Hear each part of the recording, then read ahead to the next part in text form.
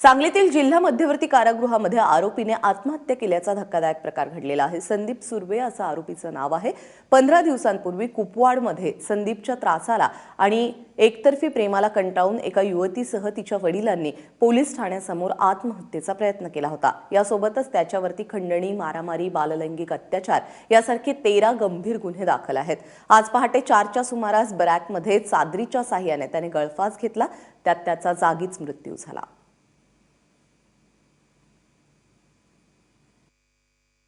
सांगली शहर पोलीस ठाणे हद्दीत जिल्हा कारागृह आहे। जिल्हा कारागृहामध्ये संदीप सुर्वे नावाचा एक कच्चा कैदी 10 ऑक्टोबर रोजी दाखल झालेला होता।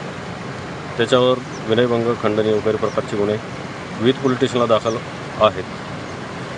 10/10ला तो दाखल झाल्यानंतर आज रोजी कारागृह प्रशासनाने पोलीस स्टेशनला माहिती दिली की संबंधित कैदीने त्याला वापरण्यात दिलेली जी चादर आहे त्या चादरीचा एक साईडची पट्टी फाडून त्या पट्टीच्या मदतीने गळफास लावून घेतलेला आहे।